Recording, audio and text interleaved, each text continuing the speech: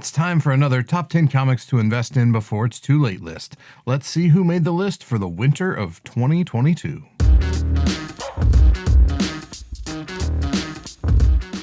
Four times a year, I like to sit down and sift through the comic market and find 10 books that are approaching values near the limits of the typical comic collector's budget. While everyone's budget differs, the following 10 books will be issues you may want to prioritize if they're on your short list for 2022. Kicking off the list in the number 10 position is Sandman number 8, the first appearance of Death, who is Morpheus' sister and one of the Endless.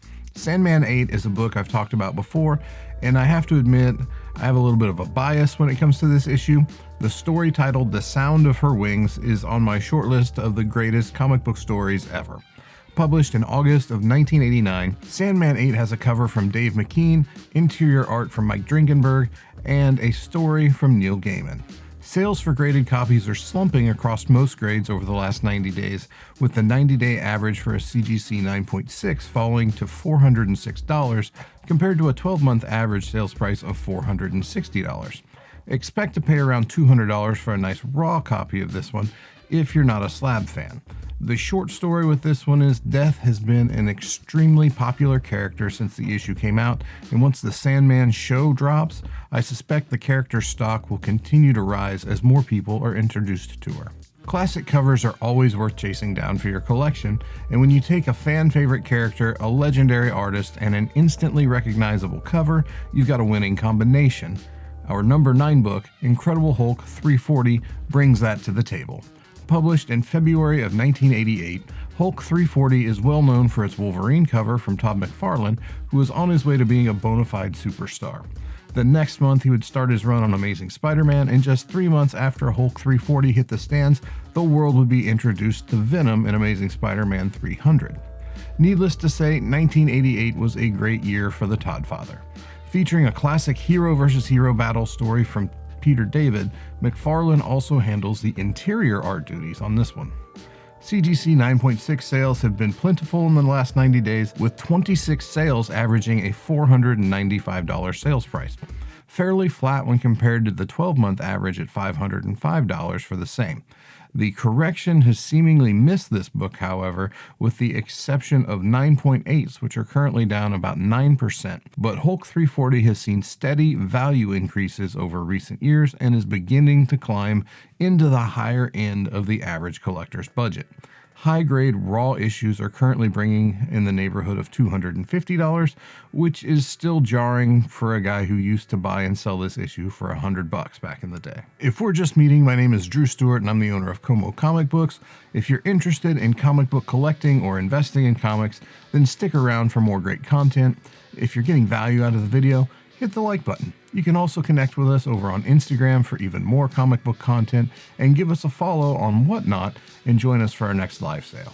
Dropping in at number 8 is Vault of Horror number 37. Why is this book on the list, you might ask? It's not one of EC's more infamous covers.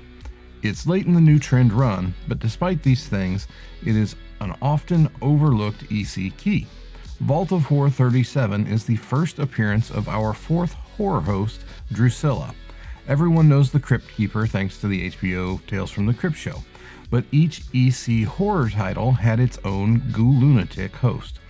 Tales from the Crypt has the Crypt Keeper, Haunt of Fear has the Old Witch, and Vault of Horror was hosted by the Vault Keeper up to issue 37. That's when Drusilla is introduced as a co-host. When the Comics Code Authority effectively killed EC's horror titles, there were plans in place to bring back the Crypt of Terror title, which would have added a 4th monthly Terror tale for EC. My assumption is that Drusilla was being introduced to the readership ahead of time and would have gone on to host the Crypt of Terror or another title had the Senate Subcommittee on Juvenile Delinquency not mortally wounded EC's new trend.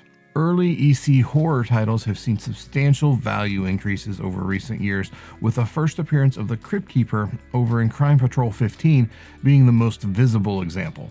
Vault of Horror 37, while far from invaluable, has not seen the same increases as the other horror hosts' first appearances. Currently bringing north of $1,000 for a raw high-grade copy, high-grade ECs are generally pretty hard to come by. Low-grade copies can be had for around the $100 mark, which is still pretty accessible for most collectors. Unfortunately, there's only been one reported sale of a slabbed copy, a CGC 5.0, over the last 12 months, so graded comps are basically non-existent. I think this is a great starter issue if you're looking to get an original EC book in your collection. It has some significance, but it won't break the bank either. In the early days of the Bronze Age, things started getting weird again. Werewolves, vampires, and monsters were making a comeback thanks to a slight relaxation of the Comics Code Authority. But it didn't stop there. We also saw a few mad scientists, which is what we find in our number 7 book, Amazing Adventures number 11. How else would somebody describe Hank McCoy when we catch up with him in this issue? Just like the Invisible Man or Dr. Jekyll, Beast's experiment goes sideways and he turns himself from the muscular X-Men we've known and loved for the previous decade into a furry gray monster. Of course, the gray fur would be changed to blue in short order, and with that we'd have the Beast that all of us 80s and 90s kids know and love. Published in March of 1972, Amazing Adventures 11 features a Gil Kane cover, a Jerry Conway story, and Tom Sutton pencils on the interior art. With the X-Men presumably on the way and so many other notable X-Men books having crazy years last year, this issue has seen increases from the 2020 average values, but has not seen the exponential growth several other X books have. I think this book has a strong future ahead of it. It's a Bronze Age key that is still affordable despite the bump in value it's had over the last couple of years. Currently selling between $250 and $300 for high-grade raw copies, the most recent sale of a CGC 8.0 was for only $325, with the last sale on a CGC 9.2 coming in just under $600. Another picture frame cover with a black background, think Marvel Spotlight 5, it's got the same thing. Amazing Adventures 11 sees steep inclines in value in the mid to upper 9s, as the black picture frame cover is prone to color breaking, making high-grade copies harder to come by. Few intellectual properties have had a bigger year than Masters of the Universe. 2 new television shows, store shelves packed with Motu toys, and more. Because of all that, the number 6 book, DC Comics Presents number 47, has the power. Those of us old enough to remember the original He-Man figurines know that the characters first appeared in the mini-comics that were included with the figures. But sometimes things in the hobby don't make sense, and we overlook things like that. So the significance of DC Comics Presents number 47 is that He-Man and Skeletor make their first standard comic book appearances within. Published in July of 1982, this issue has a Ross Andru cover, a story from Paul Kuperberg that sees Superman pulled across the dimensions from Earth to Eternia, and Kurt Swan pencils on the interior art. This book is currently seeing a slight dip in values in most grades. 9.4s have had the highest number of transfers in the last 90 days, with 11 copies sold at an average price of $454. Raw, high-grade copies are bringing similar prices, coming in right around $400. The 9.8s are a story of their own, with the current 90-day average going for approximately 3 times the 2020 average sales price. With another generation being introduced to the Masters of the Universe, it seems like a reasonable assumption that interest in DC Comics Presents 47 will continue for years to come as more and more people discover these characters either in the toy aisle or on Netflix. Taking aim at the number 5 spot is one of my favorite Bronze Age books, Daredevil 131, the first appearance of Bullseye. Published in March of 1976, this issue is really the bright spot in a pretty dark time for the title. Daredevil was generally a low-performing title for Marvel, but the introduction of Bullseye would be the beginning of a massive turnaround that would ultimately come to fruition when Frank Miller came to the title. Issue 131 was written by Marv Wolfman, has a Rich Buckler cover and interior breakdowns from Bob Brown, and finished art from Klaus Janson. Since I last talked about this book, a couple of things have happened. First, the price went up, just like everything else in 2021. Then the price went down a little bit, but that was short-lived and prices are now higher than ever. In January 2022, a 9.2 copy sold for a record $919, while the 90-day average price for a 9.2 is $771 across 8 sales. 9.4 and 9.6 copies have followed similar trajectories as well. A raw, high-grade copy will set you back in the neighborhood of $800 right now, and the simple fact is that Daredevil 131 is hot and getting hotter. Prices are increasing in all grades, and for that reason, I had to put this one back on the list. With a $500 budget, you could bring home a slabbed 8.0 for now, but if this trend holds, that will be short-lived. And let's be honest, with Matt Murdock in the MCU now, Bullseye hype is not going to fall off anytime soon. Striking fear into the number 4 spot is the first Silver Age appearance of the Scarecrow in Batman 189. Published in February of 1967, this Silver Age classic is not only the Scarecrow's first Silver Age appearance, but it's actually just the villain's third overall appearance following the Golden Age issues of World's Finest 3 and Detective Comics 73. The Carmine Infantino cover is one of the best Scarecrow covers there is, if not the best, and the Gardner Fox story and Sheldon Moldoff interior art composed the story titled Fright of the Scarecrow. Strong sales and dramatically increasing prices for the character's Golden Age appearances, and it's not just the Scarecrow, Golden Age appearances for all well-known members of Batman's Rogues Gallery have been experiencing strong increases in value, has helped drive collectors to the early Silver Age appearances of those same characters. Raw, high-grade copies will set you back more than $1,000, but mid-grade copies can be found for well under $500 in the current market. If you look at graded copies, a $500 budget will land you a 5.0 or a 5.5 copy according to the book's current 90-day average sales. 6.0 copies currently have the highest number of sales over the last 90 days, with 5 sales averaging out to $544. If you're a Batman fan, I would start prioritizing these early Silver Age villain appearances as soon as possible, before the slowly but steadily increases in value strain your budget. Coming in at the number 3 spot is a Bronze Age Marvel book that loves to yo-yo up and down in price. Well, right now, we're on an upward trend again, as Netflix's Marvel characters are starting to filter into the MCU proper. Our number 3 book is Marvel Premiere 15. This is another book we've talked about recently, but despite that, I think it's necessary to continue to shine the light on what's happening with this book. Published in May of 1974, this issue features a pair of legends as its creative team, Roy Thomas on the script and Gil Kane handling the cover and interior art. Marvel Premiere 15 is the first appearance of Iron Fist, which was easily the least liked lead character from the Netflix wing of the Marvel Universe. That said, after a lengthy run with a rather affordable price tag, all things considered, Marvel Premiere 15 is on the move once again. Currently selling for $700 for a raw high-grade copy, mid-grade raw copies will set you back around $250.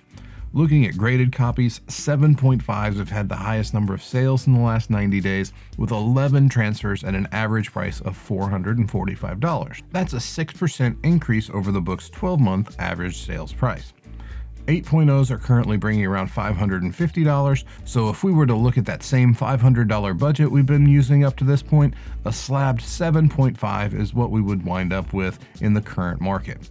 Looking up to the 9.2s, they are currently selling for just under $1,000 with the 90-day average price of $970. For perspective, Special Marvel Edition 15 is in that post-movie release slump after being all the rage in 2021. A 7.5 Special Marvel Edition 15 is currently averaging a sales price of $509 over the last 90 days and is trending downward, meaning that Marvel Premiere 15, with its upward trajectory, is on pace to take back the role of the most valuable Marvel Kung Fu book in the near term. Our number 2 book is an undervalued DC book that is still currently in the dip and looks like a fantastic buy right now.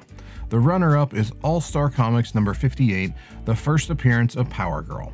Cover dated for January and February of 1976, this book brings the heat with its creative team as well. Mike Grell on the cover art, Jerry Conaway on the script, Rick Estrada on the interior pencils, and Wally Wood on the inks. Raw, high-grade copies are currently bringing around $250, with mid-grade copies readily available around the $100 mark. Hopping over to graded copies, the most sales in a single grade for the last 90 days has been for the 9.6s with 11 sales. Those are trending down compared to the 12-month average sales price, as 9.6s are currently averaging $662 over the last 90 days. If we turn back to our $500 budget, we can easily pick up a 9.4 copy, as they are currently averaging just $392 in the current market. Power Girl is a very prominent DC character that has yet to make it to the big screen. It doesn't seem unreasonable to expect a massive spike in value if and when Power Girl is incorporated into a DCU film. And with prices for slabbed 9.4s under $400, this book is readily accessible for collectors. If you're looking for a non-Marvel book to add to your spec pile, All-Star 58 seems like a great option to me. Topping our winter 2022 top 10 comics to invest in before it's too late list is Amazing Spider-Man 121: The Death of Gwen Stacy. Published in June 1973, ASM 121 has a classic John Romita Sr. cover, while the story The Night Gwen Stacy Died was written by Jerry Conway and drawn by Gil Kane. In this pivotal moment in Spider-Man's history, Norman Osborn regains his memories of being the Green Goblin, and with that goes the knowledge that Spider-Man is Peter Parker. Having made it to full-on crazy, the Goblin kidnaps Peter's girlfriend, Gwen Stacy, and takes her to the top of the Brooklyn Bridge. During the battle between Spider-Man and the Green Goblin, Gwen gets knocked off the bridge. Peter catches her with a web line, but the sudden break in the fall is such that Gwen's neck breaks with an easy-to-overlook snap written on the page. Other than the burglar killing Uncle Ben, this is the most defining moment in Spider-Man's history. So the story is a real bummer. But even so, ASM 121 is gaining value in the market and is selling for prices that are a stretch for many collectors. In the current market, raw, high-grade copies are bringing north of $800, while mid-grade copies routinely run between $250 and $350. Looking at graded copies, the 8.5 grade has the most sales over the last 90 days, with, again, 11 transactions reporting. Currently averaging a sales price of $806 and 8.5, we have to drop all the way down to a 6.5 copy to bring a graded copy home on our $500 budget. The Green Goblin is Spider-Man's greatest villain, and I admit I'm slightly biased, but there's no doubting the character's importance to Spider-Man's history. Most impressively, the Green Goblin achieved this status with just a few appearances in the Silver and very early Bronze Ages. Now that the Goblin has made it into the MCU, his stock is continuing to rise, leading his appearances to continue to increase in value. This one is a classic, so be sure to pick up a copy before it prices you out. 2022 is going to be an interesting year for the comic book market.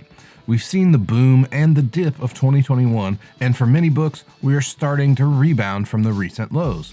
Will we see another spike in values like we did in 2021, or will we resume our regularly scheduled programming where books slowly but steadily gain value over time? Time will tell, and we'll be here to talk about it. If you enjoyed the video, hit the like button on your way out.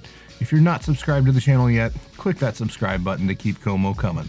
If you'd like to check out more of our top 10 comics videos, I recommend this one right up here. Happy hunting out there, and collect responsibly. Thanks for watching. I'll see you in the next one.